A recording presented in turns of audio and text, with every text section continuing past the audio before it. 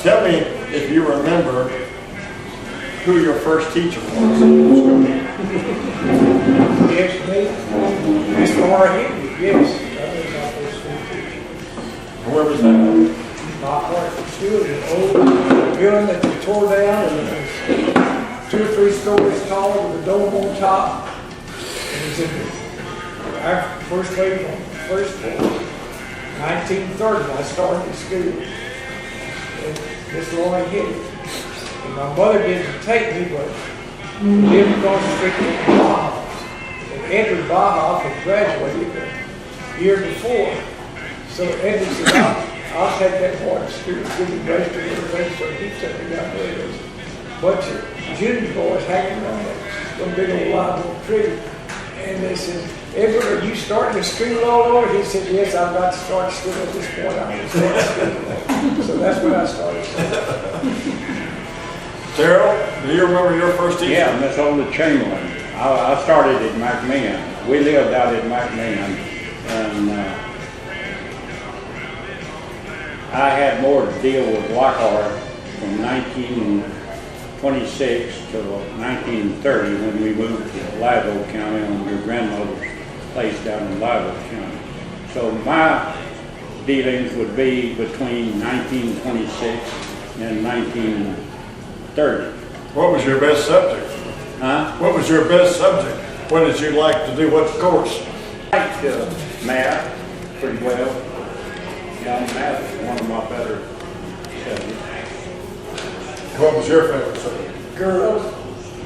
I love the pretty girls in class. But my favorite subject was reading. Yeah, mine was reading. I love to read. Miss Anna Catton would take us 3rd grade, come stand up and read a whole story about something, and you put expression in it. Just don't be running away with it. So I did. I heard it pause, put the expressions that I thought was best. Do you remember learning Spencerian writing? Yes. My teacher really did try to teach me that, but unfortunately my handwriting has never been very well. We have 2 Clarks here, Terrell and Jimmy, both distantly related. Yeah. His father was Roy Clark. Yeah, I know Roy and Preston. Preston was a brother to Roy. They worked in the bank for years in the First Lockhart National Bank. And I was telling Jimmy about his brother. His daddy was in the oil business, and he came out to McMahon and tried to buy oil, lease oil, or buy royalty. And my mother was at home, and he came and knocked on the door, and she thought it was my dad. And she said, "Just scratch under," and knocked again. Said, "Come in if your nose is clean," and then knocked again, and she went to the door, and Roy Clark was there. Oh, she was so embarrassed. I remember that well. I was a little boy back then. When you're talking about first grade, I also, as you know, when I was in the big surprise, she was so nice. I always thought school teachers were supposed to be mean. But she was real nice, and I really did like her. And when I heard about that Live Oak tree up there, that reminded me of something else too. The doctors in Lockhart used to have a free physical for all the kids coming into the first grade, and all the kids were just real well behaved that day, except for one, and that was me. And for some reason they put this spatula down to look down your throat, and so for some reason I bit the spatula in two and jumped out the window and climbed up in the oak tree that you were talking about. And so somehow when you said oak tree, that I hadn't thought of that in years. But one thing that's most remarkable about these 3 men, and I've known them, all of them have prodigious memories. They really do.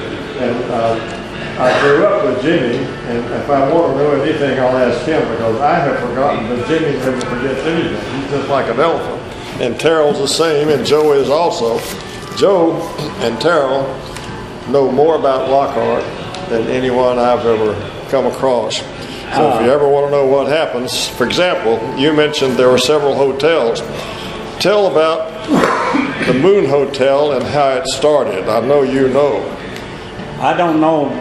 My older brother, the first one in the family, there were 9 kids, and I'm the only one left out of the 9 kids. But my brother came to finish high school, and he worked his way through high school. I had a room in the Moon Hotel, and he got his room and board for working in the hotel. And he finished high school here, and he went on to John Tarleton at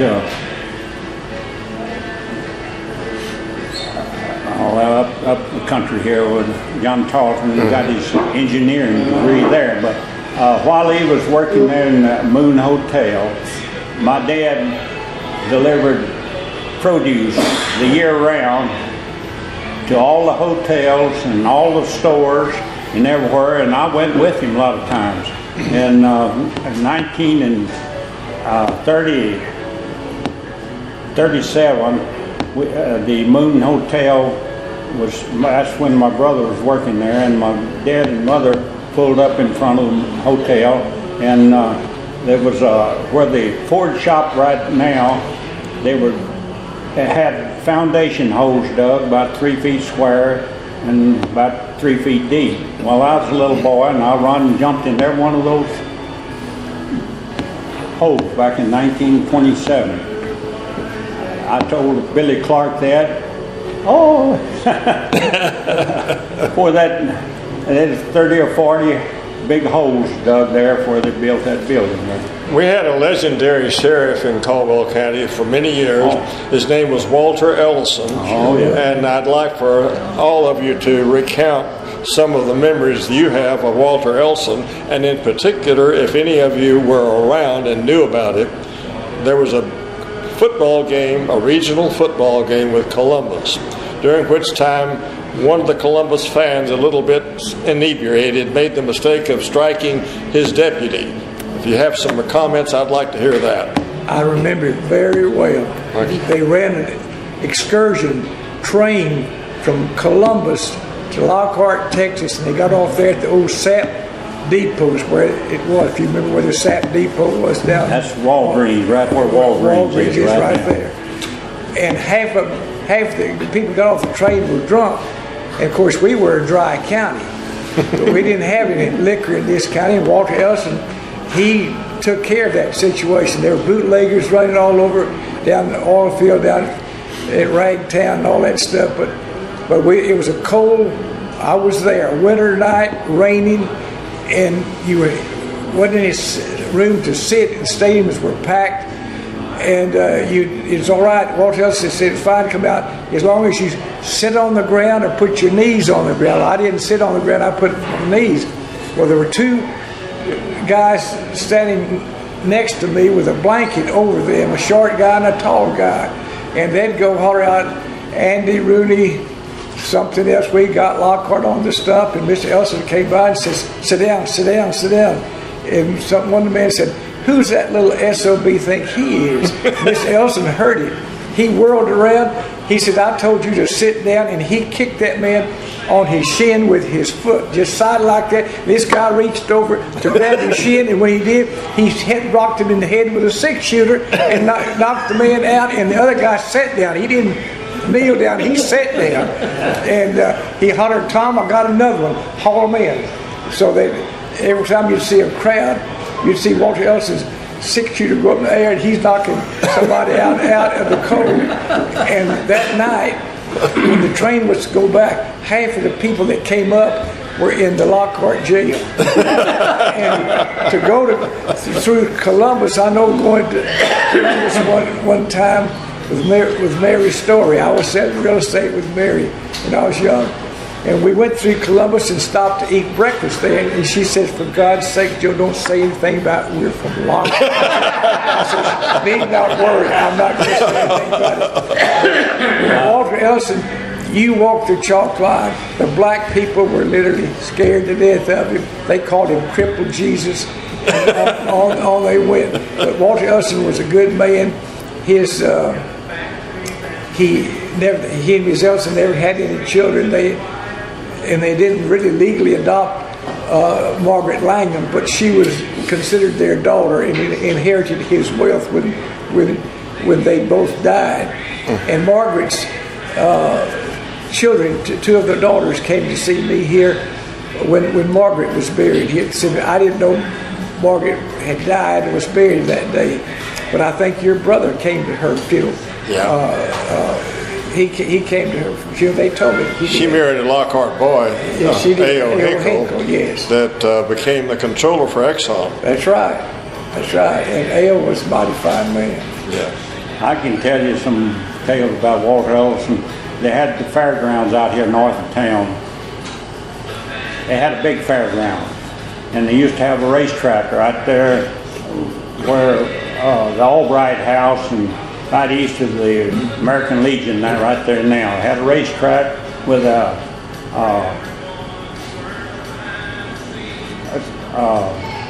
seats and all up there, the grandstand, and had part of it covered. But anyway, we were coming out on Paker Street up here out of the fairgrounds, and there was a black man that had a car, and he had a cutout on it. And he was coming out with that cutout on and going too fast, and Walter Ellison pulled his old Buick out in front of him there and stopped him and got over there and got him out of the car and took him to his car. Mr. Ellison drove a big old Buick car. And another friend of this black man, we was going to drive this car out of the way, and Walter Ellison came back over there and hit him over the head with his pistol. He said, leave it alone, leave it alone, leave it alone. And this old black man worked for my dad. He jumped out of the car and ran over to a Mexican little cafe or something, and they had a bunch of soda water cases and stuff there, and he just pulled them down over his head. And the next week, he was working for my dad. He said, Mr. Ellison just wasted his voice. First time, leave it alone. He said, leave it alone, leave it alone, leave it alone. But Mr. Ellison never shot anybody. He was out at Dale, there's somebody breaking in the store out there. He held his flashlight out their way and kept walking forward. Guy had a pistol, and he got up close enough, and he slapped him upside the head with his pistol. And Mr. Ellison, he went back on the Martindale Ranch, way back in there toward Martindale, on the Martindale Ranch, and they had a rooster fight. And he got about 30 or 40 of them in front of him and made them trot all the way into Lockhart, about 5-6 miles.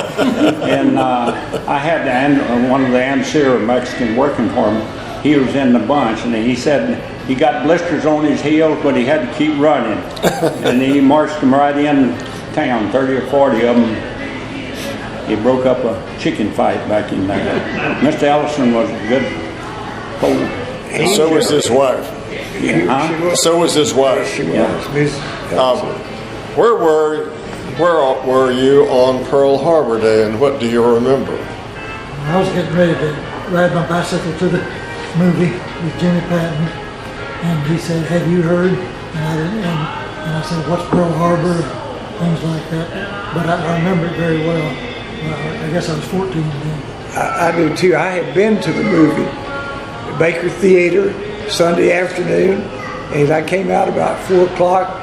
All the boys were over at Scott's service station there, half a dozen over there, HL and Bill Sherd, Travis Simon, all there, and says, "Well, come on, everybody's going to go to war." Says, "Japan bombed Pearl Harbor." I said, "Oh, y'all are drunk and crazy," but it was for real.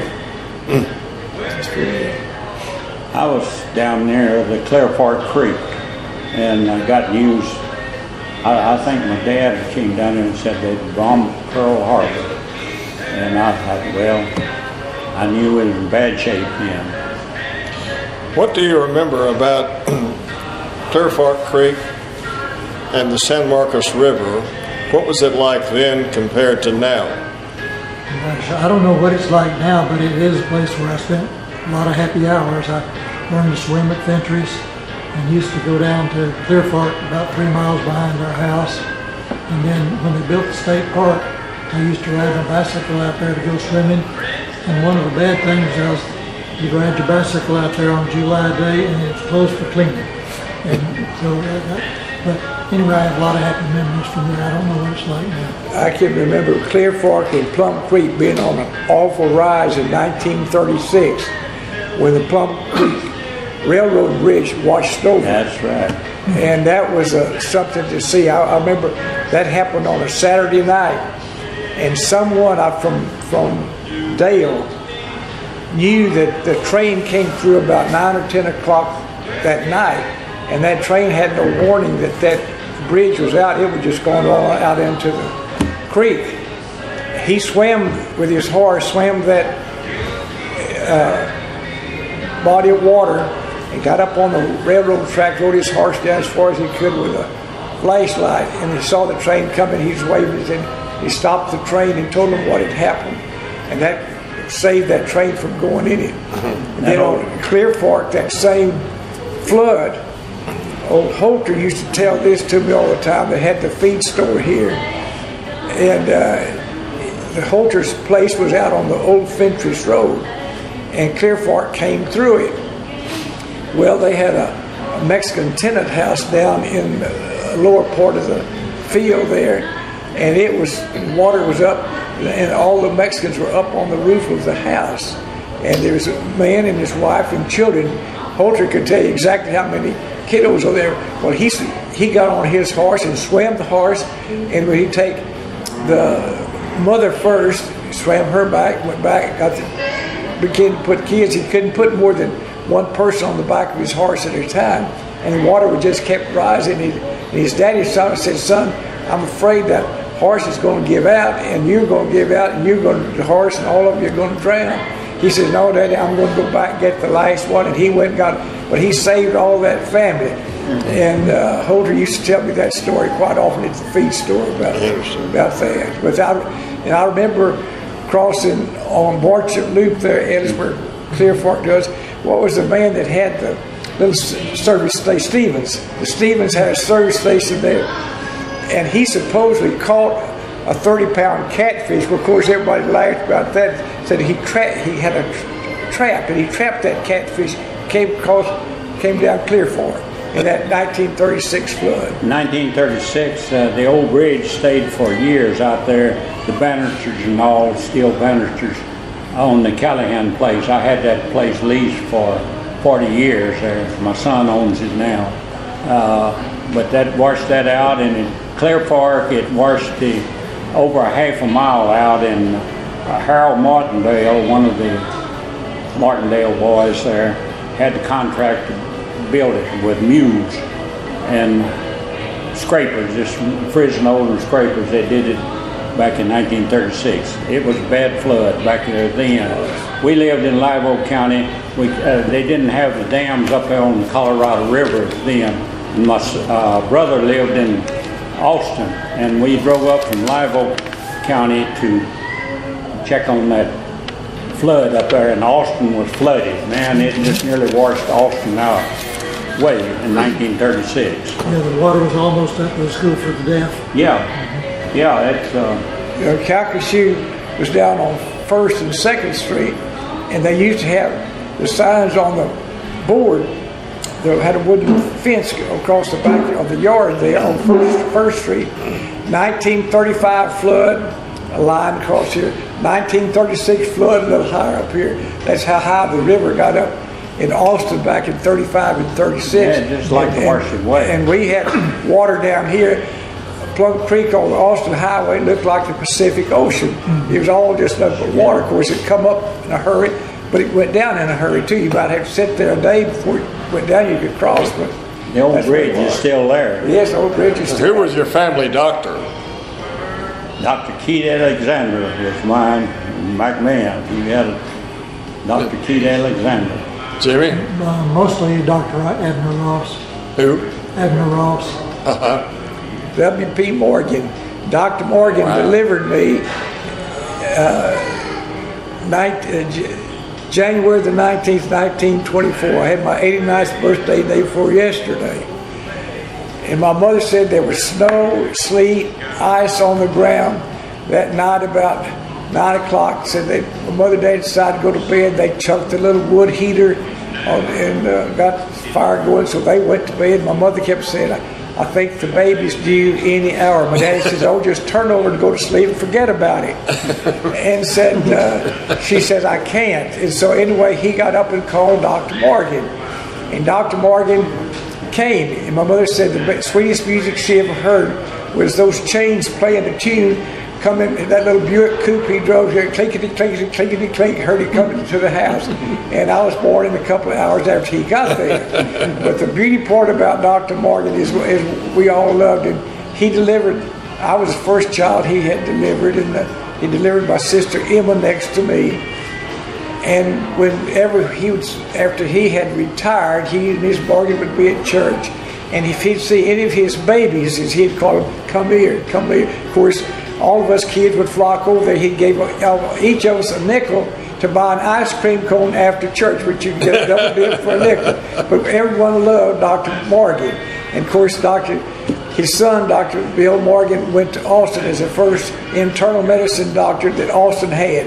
And Bill was a good doctor too, but he wasn't the man his daddy was. I told Bill, I said, you may be a better doctor than your daddy, but you're not a better man than your daddy. I loved him like he was my daddy. I know he liked that.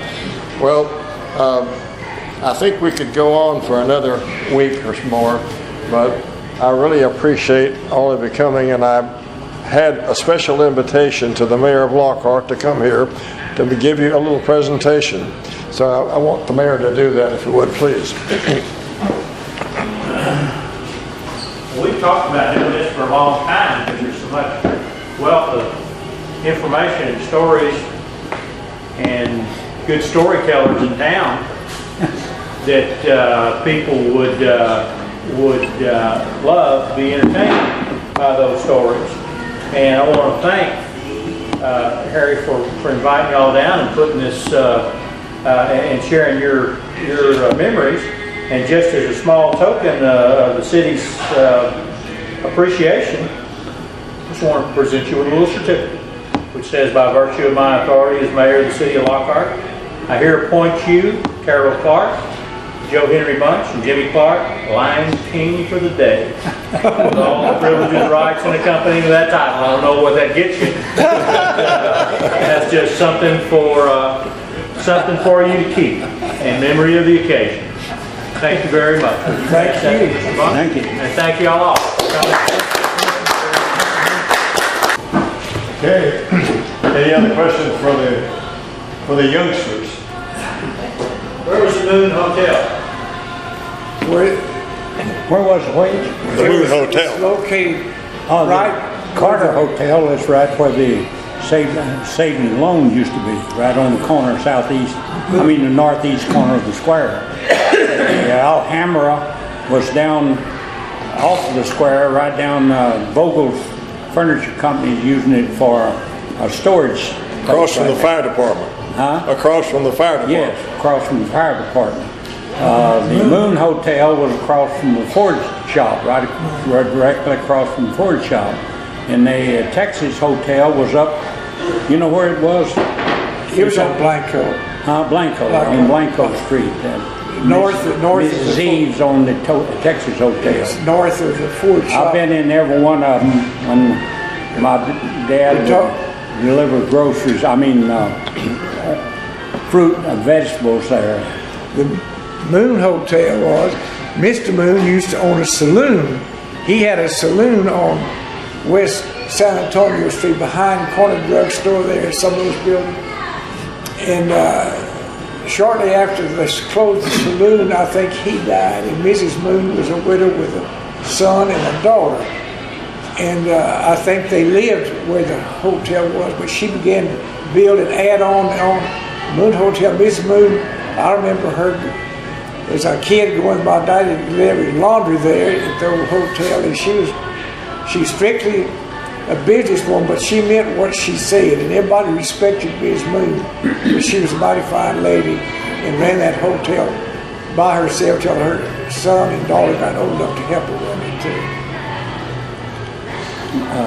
The Carter Hotel, I remember back, Mrs. Lassiter ran that thing. And She ran the coffee shop there. yeah, run the coffee shop, and then she put in a little Mexican restaurant right west of there, north of there. On the highway. She made the best Mexican food, and everybody in Lockhart went there to eat Mrs. Lassiter's Mexican food. One thing I'd like to say that I remember the sad parts, I've written up roughly notes about 2 murders in this town, both on San Antonio Street. The first murder was just west of the Methodist Church, that house there that was next door to your mother and daddy's home at one time. Mrs. Lillian Beatty, they found her murdered in the living room there at night. And the next morning, the black lady that came to Mrs. Carter's, cooked for the Carters next door there, heard a moan and a groan, so she told Mr. Carter what she had heard. Well, of course, Mr. Carter called the sheriff's office, and he came, and they found Mrs. Beatty had been shot in the head and was dying on the living room floor, carpet. And she was first married to an Osteen, and her 20-year-old Osteen boy had been killed, they think, by her husband, Mr. Beatty, out at Dale. The Osteen families owned lots of land out at Dale, were prominent people. And supposedly a mule kicked him in the head, and he fell in the water trough and drowned. But they tried Mr. Beatty, and I think he was sentenced somewhat. That was in I'm guessing Ms. Beatty died in 38. I checked on her tombstone cemetery the other day, but I think the boy was killed around 33 or 34. And he was sent to prison, and he got out. People thought that maybe he's the one that killed Ms. Beatty, but he had proof where he was. He wasn't there, but someone murdered Mrs. Beatty in that house. And then the tragedy of all tragedies, on further down on San Antonio Street, was when Mr. William Clark was murdered in his front door of his house by Mr. Jim Lynch. Drove up there on a Sunday morning, and he was not after, Mr. Lynch was not after Mr. Clark. He was after Mr. Brown, who rented the house next door to from Mr. and Miss Clark. And he was come down here, a Yankee come into Lockhart with the WPA, and he'd upset Mr. Lynch, and Mr. Lynch had asked him, said, "Don't talk to me like I'm a black person, I'm a white man, you just tell me and I'll follow your instructions." Well, they'd had some words, but Mr. Jim Lynch went to the beer joint Sunday morning and got tanked up on beer, and he had his 2 little grandsons, Jimmy and Joe. They were just half steps, and that old gravel truck drove up out there to go to Brown's house. He knew where he lived, but he saw Brown's go over to Mr. Will Clark's place, and so he went to Mr. Clark's house, and Mr. Clark came to the door, and Jim Lynch said, "Get out of my way, I'm going to kill that so-and-so." And of course, Mr. Clark says, "No, Jim, just go on." Well, Jim Lynch killed Mr. Will Clark right there in his own front door. I thought that was one of the saddest tragedies that ever happened in Lockhart. Well, that's something that I really do remember, because Bill Clark was my uncle. Yeah, that's William right. Clark. That's my dad's first cousin. And his Mr. Lynch lived over on Trinity Street, a block from us. Mrs. Lynch was a mighty fine lady, and my mother and us kids used to walk and talk to Mrs. Lynch, and she had breast cancer, had been taking treatment in MD Anderson Hospital. But anyway, I know that Sunday the word spread. My daddy made all of us kids, after we didn't go out and play in the yard Sunday after church, you stay in the house. A little while we saw Walter Ellison drive up by himself to Jim Lynch's house. My dad said there's going to be a shootout there, but there wasn't. He walked in the house and he told, they said that, Jim, come on, let's go. Mr. Lynch said, well, let me get my hat. He says, you won't need the hat where you're going, come on. He just went right on with it. And we saw him go by the house. Mr. Lynch sitting up there without his big white hat he always wore.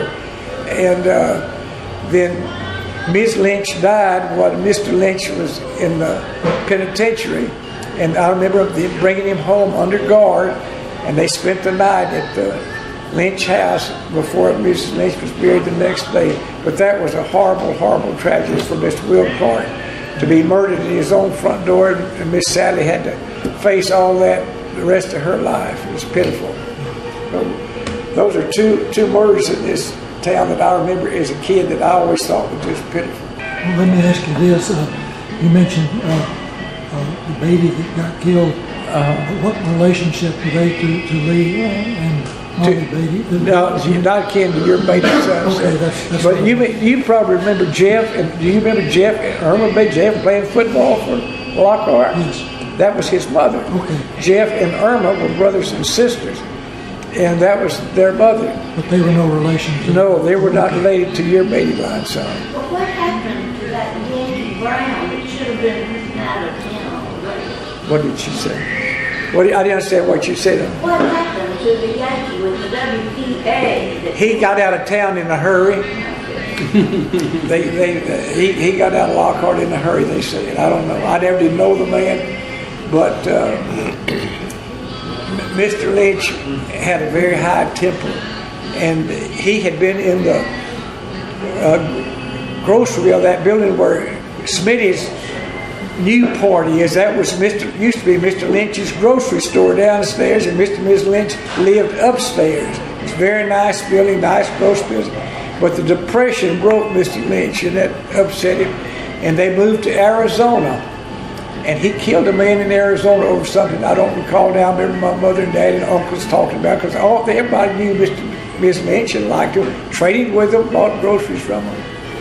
And but he got out of that spell out in Arizona somehow. But then he's just a man that no one was going to push him around, and so that's what happens. Okay, well, thanks all of you for coming. I appreciate it very much. I particularly appreciate all three of you for your contribution. Very great of you to do it. Thanks again.